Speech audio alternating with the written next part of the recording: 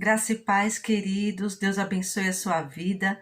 Aqui é a pastora Luciana Regina, mais uma vez com vocês no nosso canal do YouTube, PRA, Pastora Luciana Regina, na qual nós fazemos todos os dias, a gente tem um encontro marcado. Todos os dias a gente faz a nossa leitura continuada da Bíblia, tanto em português como em espanhol. Este é o momento do português, amém? E temos também nosso momento de oração e tantas outras coisas lá na playlist, na nossa pasta lá, que você pode se inscrever para estar conosco todos os dias, tá bom? Eu te convido principalmente a fazer parte desse leitura continuada da Bíblia. Você vai ter o conhecimento da Bíblia todinho, de Gênesis a Apocalipse. E ainda que você tenha lido, como eu também, acaba uma vez de ler, já leio novamente, acaba uma vez, já leio novamente, até porque cada vez que a gente lê, o Senhor, mediante a sua grandiosidade, Ele está sempre a nos acrescentar, Ele está sempre a nos ensinar, tá bom? Então, peço que você vá lá no nosso canal, PRA, Pastora Luciana Regina, se inscreva, assista os outros vídeos, dá um likezinho lá, curta, compartilha, ative o sininho, porque assim, toda vez que entrar, você já recebe. Tá bom? Então vamos embora. Hoje o nosso leitura vai ficar em Gênesis 41 e 42, tá bom? Vamos embora. Gênesis 41. José interpreta os sonhos do faraó. Ao final de 2 anos, o faraó teve um sonho. Ele estava em pé junto ao rio Nilo, quando saíram do rio 7 vacas belas e gordas que começaram a pastar entre os juncos. Depois saíram do rio mais 7 vacas feias e magras, que foram para junto das outras, à beira do Nilo. Então, as vacas feias e magras comeram as 7 vacas belas e gordas. Nisso o faraó acordou. Tornou a adormecer e teve outro sonho. 7 espigas de trigo, graúdas e boas, cresciam no mesmo pé. Depois brotaram outras 7 espigas mirradas e ressequidas pelo vento leste. As espigas mirradas engoliram as 7 espigas graúdas e cheias. Então o faraó acordou, era um sonho. Pela manhã, perturbado, mandou chamar todos os magos e sábios do Egito e lhes contou os sonhos, mas ninguém foi capaz de interpretá-los. Então o chefe dos copeiros disse ao faraó: Hoje me lembro de minhas faltas.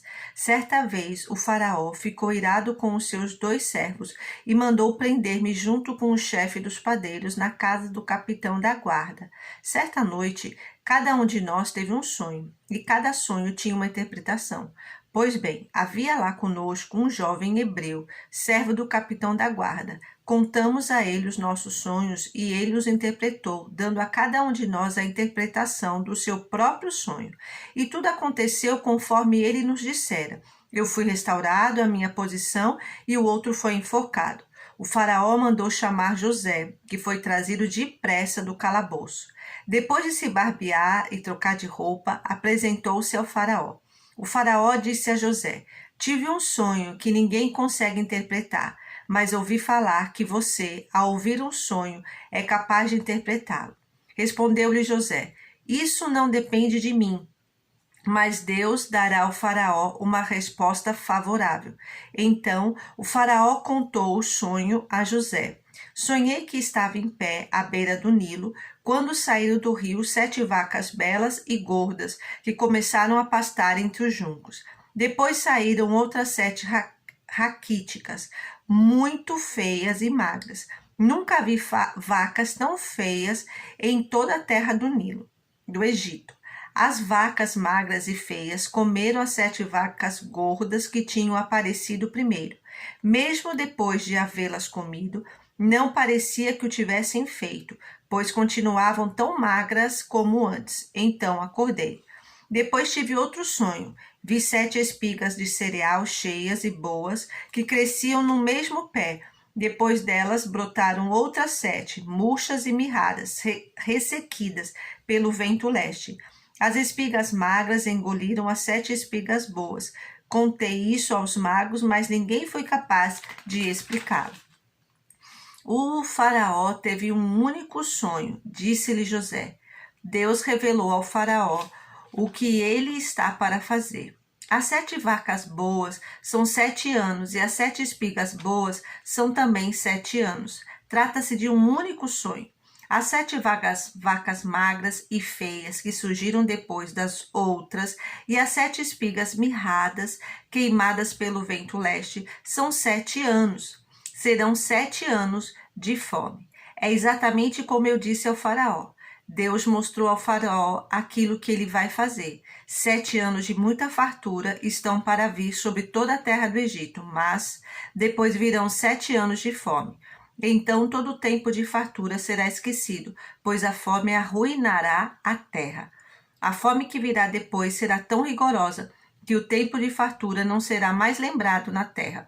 O sonho veio a Faraó 2 vezes, porque a questão já foi decidida por Deus, que se apressa em realizá-la. Procure agora o Faraó um homem criterioso e sábio e coloque-o no comando da terra do Egito. O faraó também deve estabelecer supervisores para reconhecer 1/5 da colheita do Egito durante os 7 anos de fartura.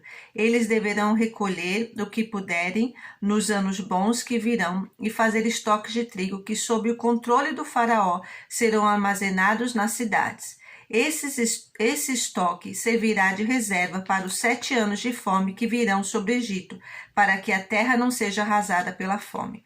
José no governo do Egito. O plano pareceu bom ao faraó e a todos os seus conselheiros. Por isso o faraó lhes perguntou: será que vamos achar alguém como este homem em quem está o Espírito Divino? Disse, pois, o faraó a José: uma vez que Deus lhe revelou todas essas coisas, não há ninguém tão criterioso e sábio como você. Você terá o comando de meu palácio e todo o meu povo se sujeitará às suas ordens. Somente em relação ao trono serei maior que você. E o faraó prosseguiu: entrego a você agora o comando de toda a terra do Egito. Em seguida, o faraó tirou do dedo o seu anel, selo, e o colocou no dedo de José. Mandou-o vestir linho fino e colocou uma corrente de ouro em seu pescoço. Também o fez subir em sua segunda carruagem real, e à frente os arautos iam gritando: abram caminho. Assim, José foi colocado no comando de toda a terra do Egito. Disse ainda o faraó a José: eu sou o faraó, mas sem a sua palavra ninguém poderá levantar a mão nem o pé em todo o Egito. O faraó deu a José o nome de Zafenate-Paneá, e lhe deu por mulher Asenate, filha de Potífera, sacerdote de On. Depois José foi inspecionar toda a terra do Egito.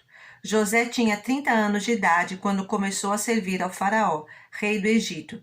Ele se ausentou da presença do faraó e foi percorrer todo o Egito. Durante os 7 anos de fartura, a terra teve grande produção. José recolheu todo o excedente dos 7 anos de fartura no Egito e o armazenou nas cidades. Em cada cidade ele armazenava o trigo colhido nas lavouras das redondezas. Assim José estocou muito trigo, como a areia do mar, tal era a quantidade que ele parou de anotar, porque ia além de toda a medida. Antes dos anos de fome, Asenate, filha de Potífera, sacerdote de On, deu a José 2 filhos. Ao primeiro José deu o nome de Manassés, dizendo: Deus me fez esquecer todo o meu sofrimento e toda a casa de meu pai. Ao segundo filho chamou Efraim, dizendo: Deus me fez prosperar na terra onde tenho sofrido. Assim, chegaram ao fim os 7 anos de fartura no Egito, e começaram os 7 anos de fome, como José tinha predito. Houve fome em todas as terras, mas em todo o Egito havia alimento. Quando todo o Egito começou a sofrer com a fome, o povo clamou ao faraó por comida, e este respondeu a todos os egípcios: dirijam-se a José e façam o que ele disser.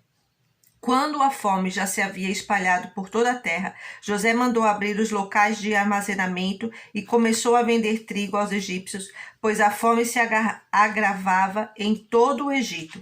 E de toda a terra vinha gente ao Egito para comprar trigo de José, porquanto a fome se agravava em toda parte. Capítulo 42. Os irmãos de José no Egito. Quando Jacó soube que no Egito havia trigo, disse a seus filhos: Por que estão aí olhando uns para os outros? Disse ainda: ouvi dizer que há trigo no Egito. Desçam até lá e comprem trigo para nós, para que possamos continuar vivos e não morramos de fome. Assim, 10 dos irmãos de José desceram ao Egito para comprar trigo. Jacó não deixou que Benjamim, irmão de José, fosse com eles, temendo que algum mal lhe acontecesse. Os filhos de Israel estavam entre outros que também foram comprar trigo por causa da fome na terra de Canaã. José era o governador do Egito e era ele que vendia trigo a todo o povo da terra. Por isso, quando os irmãos de José chegaram, curvaram-se diante dele com o rosto em terra. José reconheceu os seus irmãos logo que os viu, mas agiu como se não os conhecesse e lhes falou asperamente: de onde vocês vêm? Responderam eles: da terra de Canaã, para comprar comida. José reconheceu os seus irmãos, mas eles não o reconheceram. Lembrou-se então dos sonhos que tivera a respeito deles e lhes disse: vocês são espiões? Vieram para ver a nossa terra está desprotegida. Eles responderam: não, meu senhor, teus servos vieram comprar comida. Todos nós somos filhos do mesmo pai. Teus servos são homens honestos e não espiões. Mas José insistiu: não, vocês vieram ver onde a nossa terra está desprotegida. E eles disseram: teus servos eram 12 irmãos, todos filhos do mesmo pai, na terra de Canaã. O caçula está agora em casa com o pai, e o outro já morreu. José tornou a afirmar: é como lhes falei, vocês são espiões. Vocês serão postos à prova. Juro pela vida do faraó que vocês não sairão daqui enquanto seu irmão caçula não vier para cá. Mandem algum de vocês buscar o seu irmão enquanto os demais aguardam presos. Assim ficará provado se as suas palavras são verdadeiras ou não. Se não forem, juro pela vida do faraó que ficará confirmado que vocês são espiões. E os deixou presos 3 dias. No terceiro dia, José lhes disse: eu tenho temor de Deus. Se querem salvar a sua vida, façam o seguinte: se vocês são homens honestos, deixe um dos seus irmãos aqui na prisão, enquanto os demais voltam, levando trigo para matar a fome das suas famílias. Tragam-me, porém, o seu irmão caçula, para que se comprove as suas palavras e vocês não tenham que morrer. Eles se prontificaram a fazer isso e disseram uns aos outros: certamente estamos sendo punidos pelo que fizemos a nosso irmão. Vimos como ele estava angustiado quando nos implorava por sua vida, mas não lhe demos ouvidos. Por isso nos sobreveio esta angústia. Rúben respondeu: eu não lhes disse que não maltratasse o menino, mas vocês não quiseram me ouvir. Agora teremos que prestar contas do seu sangue. Eles, porém, não sabiam que José podia compreendê-los, pois ele lhes falava por meio de um intérprete. Nisso José retirou-se e começou a chorar, mas logo depois voltou e conversou de novo com eles. Então escolheu Simeão e mandou acorrentá-lo diante deles. A volta para Canaã. Em seguida, José deu ordem para que enchesse de trigo suas bagagens, devolvessem a prata de cada um deles, colocando-as nas bagagens, e lhes dessem mantimentos para a viagem. E assim foi feito. Eles puseram a carga de trigo sobre os seus jumentos e partiram. No lugar onde pararam para pernoitar, um deles abriu a bagagem para pegar forragem para o seu jumento e viu a prata na boca da bagagem. E disse a seus irmãos: devolveram a minha prata, está aqui em minha bagagem. Tomados de pavor em seu coração e tremendo, disseram uns aos outros: que é isso que Deus fez conosco? Ao chegarem à casa de seu pai Jacó, na terra de Canaã, relataram-lhe tudo o que lhes acontecera, dizendo: o homem que governa aquele país falou asperamente conosco e nos tratou como espiões, mas nós lhe asseguramos que somos homens honestos e não espiões. Dissemos também que éramos 12 irmãos, filhos do mesmo pai, e que um já havia morrido, e que o caçula estava com o nosso pai em Canaã. Então o homem que governa aquele país nos disse: vejamos se vocês são honestos. Um de seus irmãos ficará aqui comigo, e os outros poderão voltar e levar mantimentos para matar a fome das suas famílias. Tragam-me, porém, o seu irmão caçula, para que eu comprove que vocês não são espiões, mas sim homens honestos. Então lhes devolverei o irmão e os autorizarei a fazer negócios nessa terra. Ao esvaziarem as bagagens, dentro da bagagem de cada um estava a sua bolsa cheia de prata. Quando eles e seu pai viram as bolsas cheias de prata, ficaram com medo. E disse-lhe seu pai Jacó: Vocês estão tirando meus filhos de mim. Já fiquei sem José, agora sem Simeão, e ainda querem levar Benjamim.